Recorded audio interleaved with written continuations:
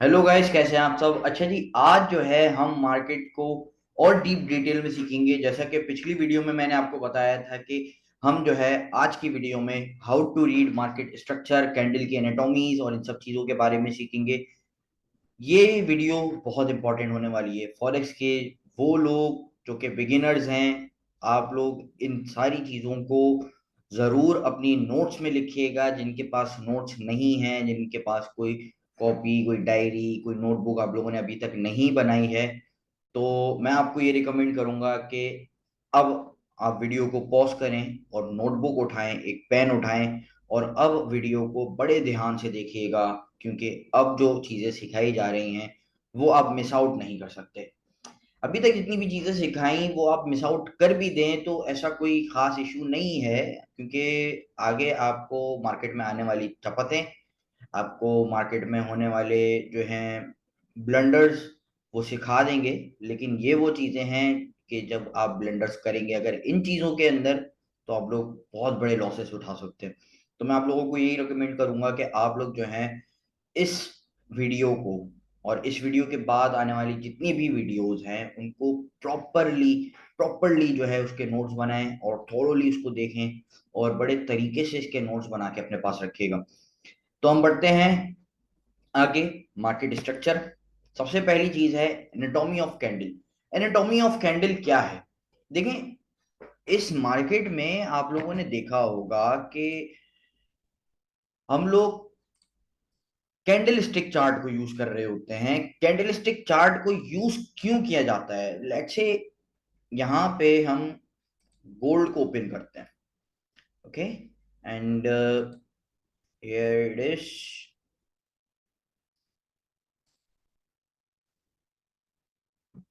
अब ये एक कैंडल स्टिक चार्ट है, डे का टाइम फ्रेम है। डे कैंडल मैंने यहाँ पे ओपन की हुई है। ये एक कैंडल स्टिक चार्ट है। लेट्स से हम यहाँ पे एक मार्क करते हैं इधर, इंडिकेटिंग के कि कैंडल जो है इतनी ऊपर तक गई थी और वापस नीचे आ गई। ये क्या चीजें हैं, ये सारी चीजें मैं बताऊंगा इसी वीडियो के अंदर। ये हमने कैंडल का लो मार्क कर दिया। अब हम आ जाते हैं लाइन चार्ट के ऊपर। अब अगर लाइन चार्ट हम यूज कर रहे होते तो हमें ना हाई पता लग रहा है ना लो पता लग रहा है। हमें इतना तो दिख रहा है कि रेट यहां से यहां है, लेकिन यहां से यहां आने में इस रेट ने क्या धमाल मचाया है, कितने ज्यादा लोगों को वॉश आउट किया है, कितने ज्यादा लोगों को मिलियनेयर से बिलियनेयर बनाया और कितने सारे बिलियनर्स को मिलियनेयर किया, उससे भी नीचे लेकर आया। ये आपको जो है सिर्फ और सिर्फ कैंडल स्टिक चार्ट ही बताएगा। इसी वजह से हम कैंडल स्टिक चार्ट को यूज करते हैं, ना कि लाइन चार्ट को। क्योंकि कैंडल स्टिक चार्ट एक डीप डिटेल चार्ट होता है। रेट जो है पूरे दिन में मुसलसल मूव कर रहे हैं, अप भी जाते हैं डाउन भी जाते हैं। कैंडलस्टिक चार्ट जो है वो हमें ये बताता है कि रेट कितना ऊपर गया था आज के दिन में या इस पर्टिकुलर टाइम फ्रेम के अंदर, और कितना नीचे गया है, कहाँ से ओपन हुआ है, कहाँ पे क्लोज हुआ है, ये लाइन चार्ट बताएगा। कैंडलस्टिक चार्ट कितना हाई गया है और कितना लो गया है ये भी आपको बताएगा। ये एक डिटेल चार्ट होता है, and that's why we use candlestick chart. Okay, तो अब आगे बढ़ते हैं। यहाँ पे आपने जैसे पीछे देखे होंगे चार्ट के अंदर कैंडल्स दो तरह की दिखी, एक रेड एक ग्रीन। एक रेड कैंडल है, ये इसकी विक है। और ये एक ग्रीन कैंडल है और ये इसकी विक है। रेड कैंडल हमेशा ऊपर से ओपन होती है, रेट को नीचे लेकर आती है और नीचे आके क्लोज हो जाती है। ये जो ऊपर की विक है, ये विक लिक्विडिटी विक कहलाती है।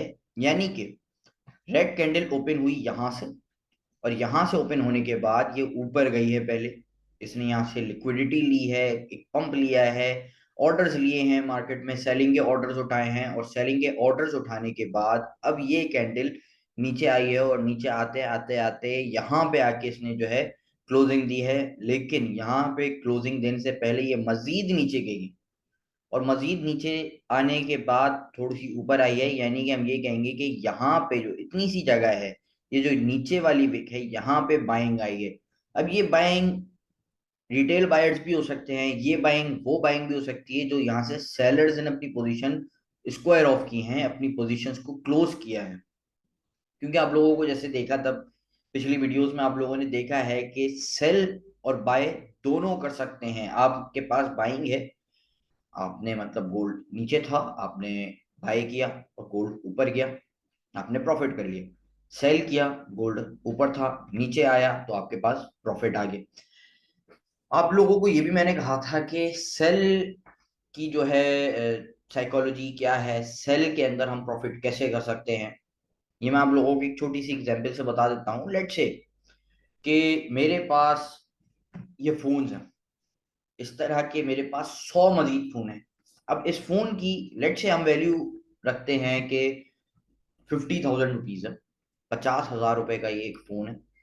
और मैंने देखा कि मार्केट में कुछ ऐसी न्यूज आई हुई हैं, कुछ ऐसे फंडामेंटल्स आए हुए हैं जो कि इस फोन की वैल्यू को नीचे लेकर आएंगे, इस फोन की प्राइस को नीचे लेकर आएंगे एक्चुअली। और इस फोन की प्राइस जो है वो कम हो जाएगी। मैं जाऊंगा, लेट से कि एक बंदे के पास गया जो मेरा दोस्त था या मेरा जानने वाला था। मैंने उससे कहा कि भाई ये फोन कितने पड़े हुए हैं। उसने कहा भाई मेरे पास 100 फोन्स पड़े हुए हैं। मैंने कहा एक काम करो कि 10 फोन्स जो हैं मेरी तरफ से इस मार्केट में सेल आउट कर दो। उसको उस फोन से मतलब है, उसको उस फोन की प्राइस से मतलब नहीं है, और मुझे फोन की प्राइस से मतलब है, फोन से मतलब कोई नहीं है। 5 दिन बाद, 6 दिन बाद, व्हाट्सएवर कोई भी टाइम लगता है, उस टाइम बाद मैं गया, मैंने कहा भाई अब फोन की प्राइस क्या चल रही है। उसने कहा 45,000, यानी कि 45,000 रुपीज जो है इसकी वैल्यू चल रही है, इसकी जो प्राइस चल रही है वो है 45,000 रुपीज। मैं से यही कहूंगा कि भाई जो 10 फोन मेरे लिए तुमने बेचे थे ना, वो वापस खरीद लो। उसके पास उसके फोन आ गए। अब उसके पास और मजीद तो कुछ ऐसी चीज है नहीं जो मैंने उससे उधार लिया था। मैंने उससे क्या लिया था, लेवरेज लिया था ना, मैंने बोरो किया था। मैंने बोरो किए 10 फोन्स और मार्केट में 50,000 रुपए के हिसाब से सेल आउट कर दिए, 5 लाख रुपए मेरे पास आ गए। और अब मैंने क्या किया, मैंने 45,000 रुपए, 45,000 रुपीज का एक फोन मुझे पड़ा और मैंने 10 फोन वापस खरीद के उस दोस्त को वापस कर दिए। दोस्त की चीज उसको मैंने वापस कर दी।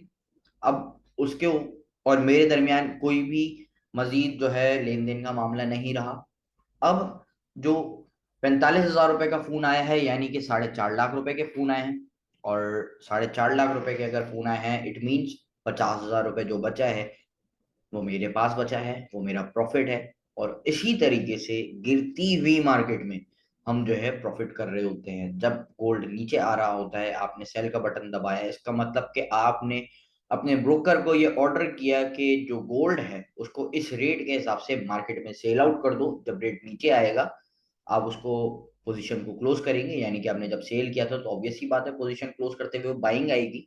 और जब वो बाइंग आएगी तो उस बाइंग के थ्रू ये कैंडल जो है ऊपर आ रही होती हैं। उस बाइंग की वजह से ये कैंडल जो है ये ऊपर आई है, ये विक जो है बनी है, ये रेट जो है ऊपर आया है।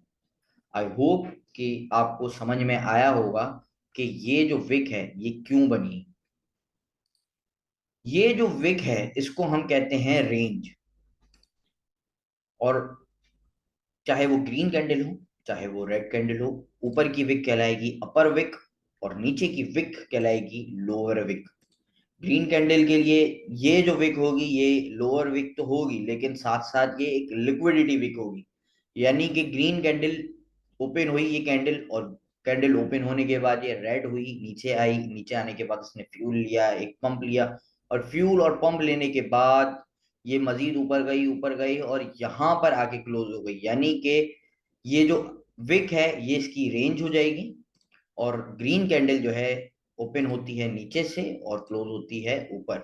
आई होप कि आप लोगों को ये चीज समझ में आई होगी। किसी भी तरह का कोई भी क्वेश्चन हो तो आप लोग मुझसे कमेंट सेक्शन में पूछ सकते हैं बिला झिझक के, और मैं आपके कमेंट्स को जरूर रिप्लाई करूंगा। चैनल को सब्सक्राइब करें, बेल आइकन को जरूर दबाएं और इस वीडियो को लाइक करना ना भूलिएगा। बेल आइकन को दबाने से आप लोगों के पास आगे आने वाली वीडियोस के नोटिफिकेशंस आएंगे, ताकि आप ज्यादा से ज्यादा अच्छे से अच्छा अंडरस्टैंड कर सकें।